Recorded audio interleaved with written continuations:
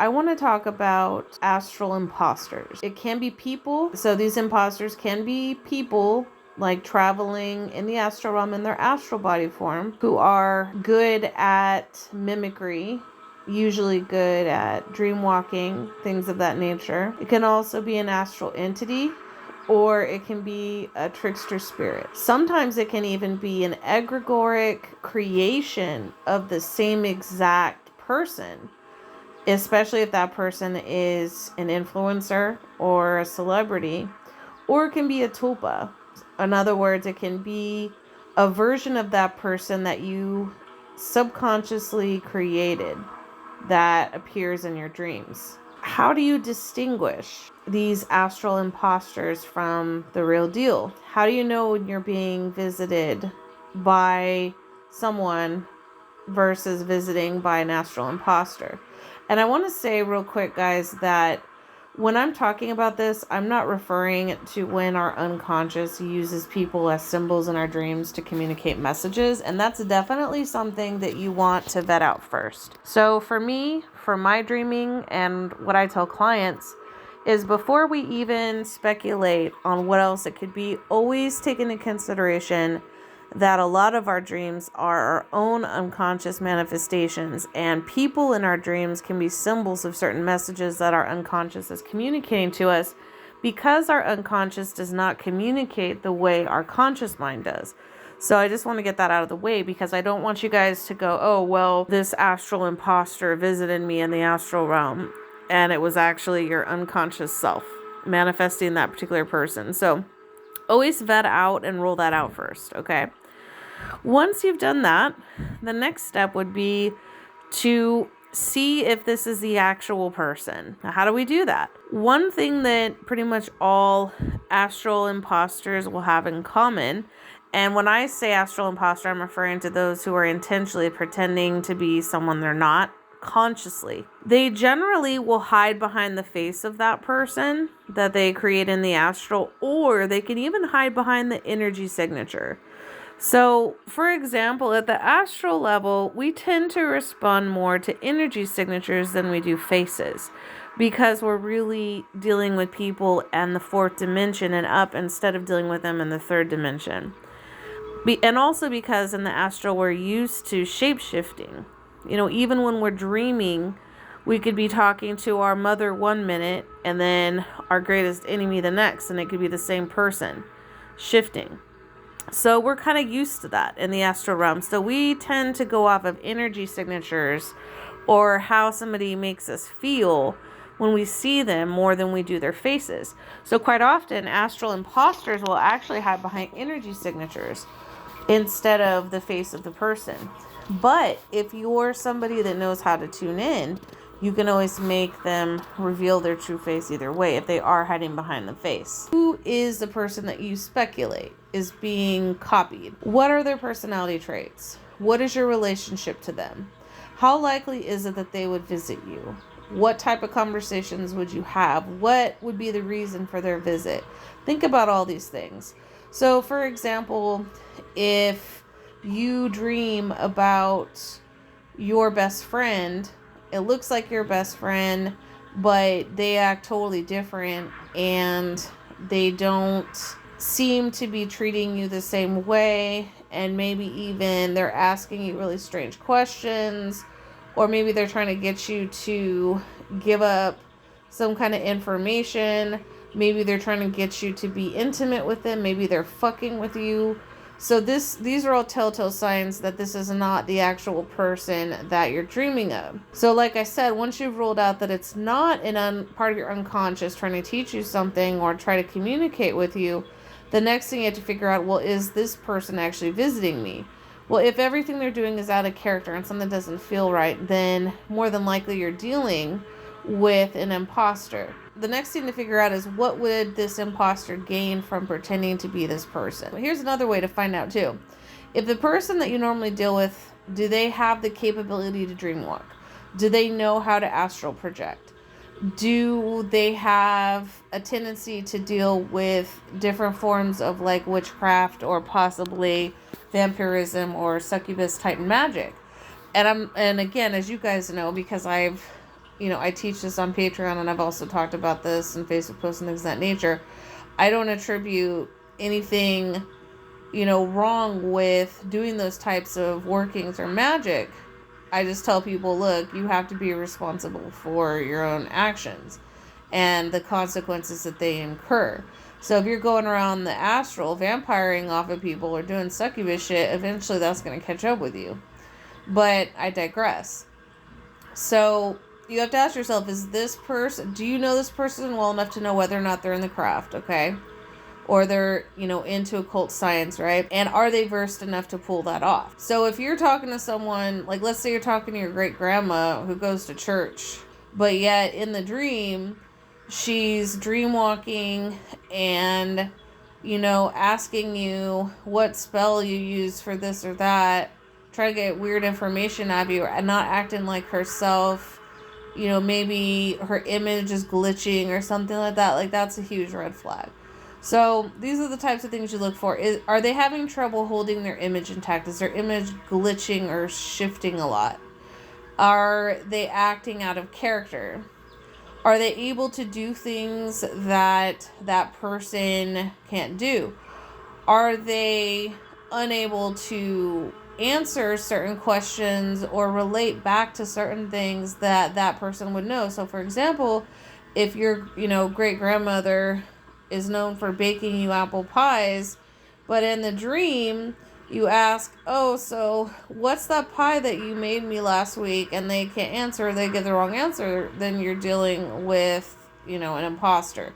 So you can test people out casually. You can play stupid and test people out if you're not sure. Like if it's too hard to tell or you don't want to jump to conclusions, you can ask questions that only that person would know. That's one way of ruling it out. Now, a lot of times astral parasites are an issue too, but astral imposters, quite often, they will copy people that have a big following. They're influencers, they're healers, they're readers, they're shamans, they're occultists, they're magicians, things like that. They'll copy these people and then dream walk into your dream and then take advantage of you while you're there. And they may vampire off your energy. They may have sex with you. They may try to fuck with you or abuse you in some kind of way. They may try to get you to divulge personal information. They may play games.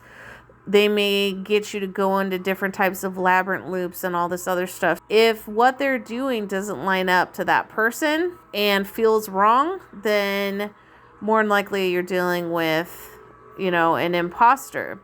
Especially if you've had, one-on-one sessions with that person and they didn't act like that during that session and their energy didn't feel like that during that session. And that's another thing too. Let's say you're not asking questions. Let's say you're just trying to figure out by tuning in. Well, like I said, if somebody's an imposter, they can't hold that imposter face for very long. They're going to be shifting a lot. One way you can expose them is to stare right into their eyes. They can't hide their eyes. So if you stare right into their eyes will be exposed. I actually did this recently. There was one night that I totally forgot to cloak, and there was somebody that was pretending to be a colleague of mine. We don't have the same, business. We don't share the same business. We have different businesses, obviously. But this colleague of mine is in a similar field.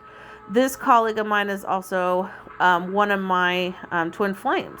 He was being copied by this person, and this person was doing, acting really gross. And when they first showed up, they showed up not using the person they were copying's face, but they're actually using that person's energy signature.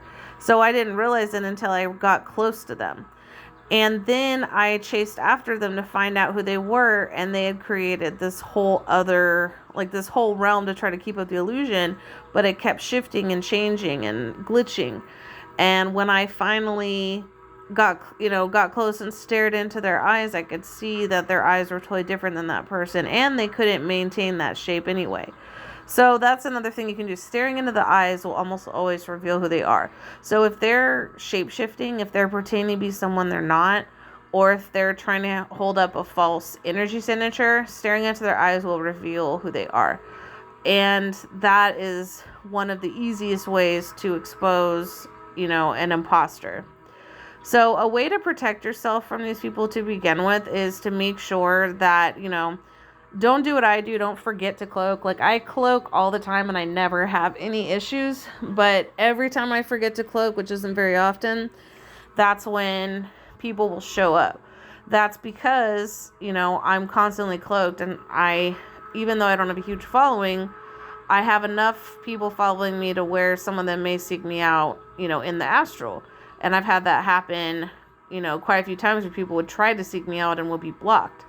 But there's been, a couple occasions where they got through and I handled it. One thing you can do to protect yourself if you're being stalked by, imposters in the astral is to cloak before you go to bed. Visualize that cloak and then remove it when you wake up.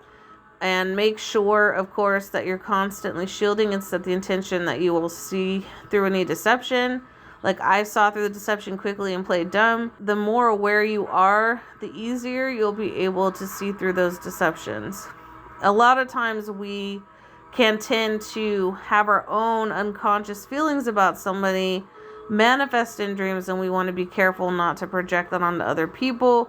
And then when imposters come up, we want to be careful that we're not, blaming other people and thinking that it's them that's doing that to us when it's actually not. It's somebody that is pretending to be them in the astral.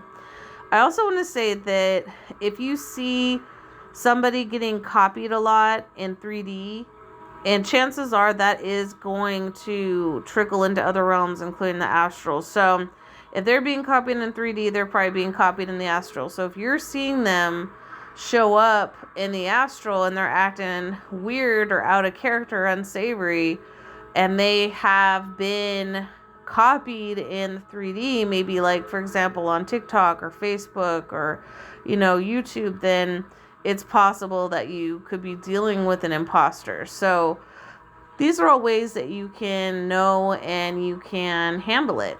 If you find out as you're talking to this person or dealing with this person that they are an imposter, you have a few different options. You can either confront them in the dream. You can try to teleport away. If you're in any danger, you can obviously attack them or defend yourself and then teleport away.